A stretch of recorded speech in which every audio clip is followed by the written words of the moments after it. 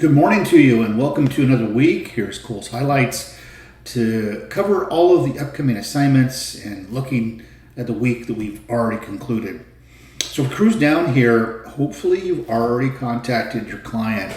It makes it increasingly difficult if you haven't contacted your client, had that meeting and understood their business to do all the work that's in your dashboard. I'm right now grading the social media audits. I've seen a few already and they look really good. So the bar is raised. And then also I'll be diving in today and tomorrow on the channel choosing assignment. Hopefully you found the Jamal discussion question helpful as you embarked on the work last week. Now we're heading into week 4 and you're learning about client personas. We're moving more away from target audiences to client personas because so many things can be specialized and customized. But we're looking at a profile of a person that makes up your audience to who you sell product and services. And this is a critical discussion question to watch because it will help you with the assignment of the week. Then also Bridget talks about LinkedIn marketing and how LinkedIn folds into the whole marketing portfolios and platforms. It's more of a B2B, so you're selling your product from a business to an end user. I actually work with a clearinghouse as my business, and they find businesses that want my services. That's one way that I get work. So I'm not providing it for the talent agency, but the talent agency then finds a client for me to provide my training services. That's where I would use LinkedIn, is to find agents and clearinghouses, not the end user. And that's typically the same for anybody marketing on LinkedIn.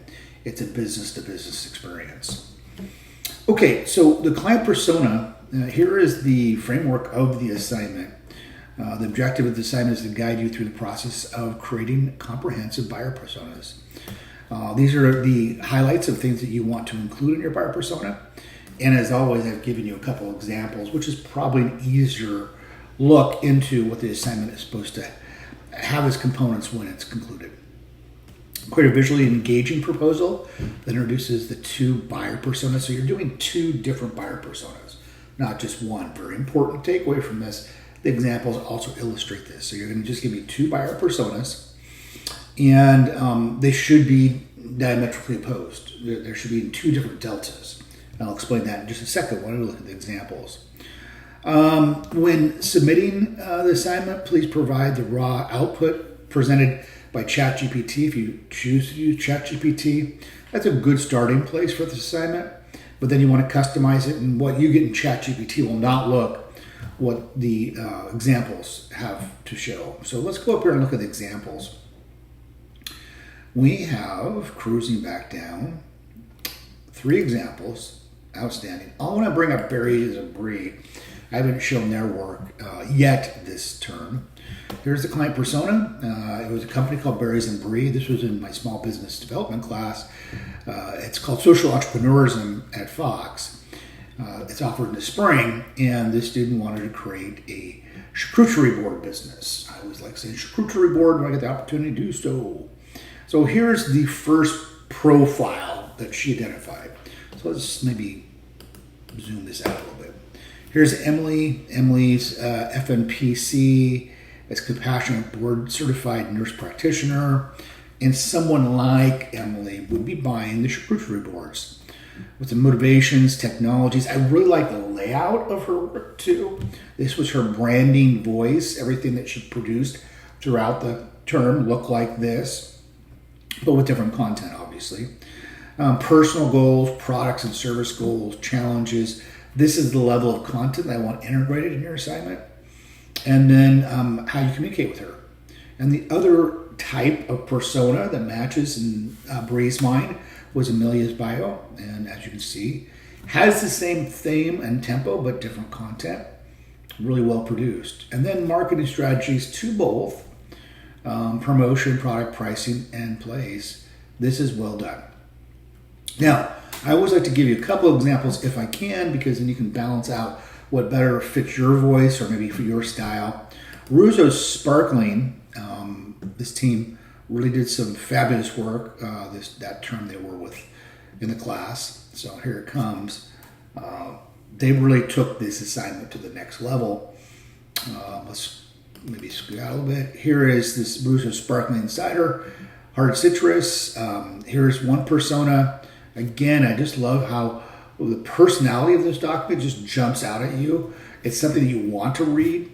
Here's more about Persona 1 and the Persona 2, James Johnson, Persona 2, and the marketing strategy summation, the importance of customer personas, customer journey mapping. Now, they put both of their assignments together. Do not worry about this section. You'll do customer journey mapping next week. Not this week, next week. But you have to do client persona first before you can do customer journey mapping. There's no way to do a customer journey map unless you've done a client persona. So for this class, this group rolled them up because that semester when I was teaching the class, the client persona and the customer journey map were due the same week. But not in this class, don't worry, but this is a good glimpse of what you'll be doing in week 2 or week 5 from now. And here you go. But where you stop is the marketing strategy summation. This is really nicely done work. And then the last team I want to show you, you've seen some of their work before too, Cascade Primary Care. This was a group working with a primary care facility. Maybe if I'm going to have to download a different way. Let's see, it's a pretty large file, and it's very well done. Let's see. Let me close this. There we go. That's going to be probably the quicker way, or maybe not. You know, I can do though. Let me see if I can bring it up over here. I've got a couple windows open. Yeah, so I'm going to bring it up and bring it over. This is the work they completed, the client persona. And this is what you'd be able to view once you can open the document. But it's a really good view of another way to approach this assignment. So here's Jake Thompson and Lisa Williams. They're both their persona candidates. This is information about Jake, motivations, goals, challenges, and this is Lisa Williams. And then marketing strategies for the two of them through product, promotion, pricing, and place.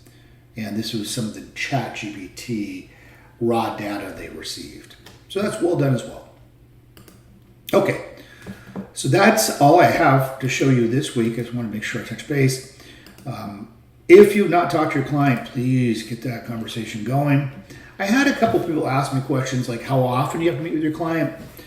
Not much. Once the first discovery conversation is out of the way, what you should be doing is maybe have a set day and date on their calendar, like maybe Tuesdays at 3. If you don't need to talk to them, that's great, but at least you're on their calendar.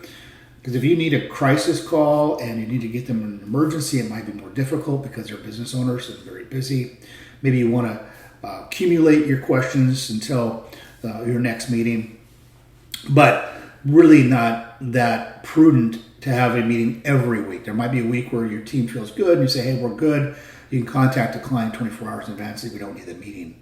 If you do meet, you don't have to take up a whole hour either. You also want to be sending your work. So for example, the work you completed for your social media audit and choosing your channel, you should be shepherding out to your client as much as you're submitting for me for grading. They should be getting something from you every week. This is client-ready material. So you got to be really confident in what you're producing is something you want to share with your client.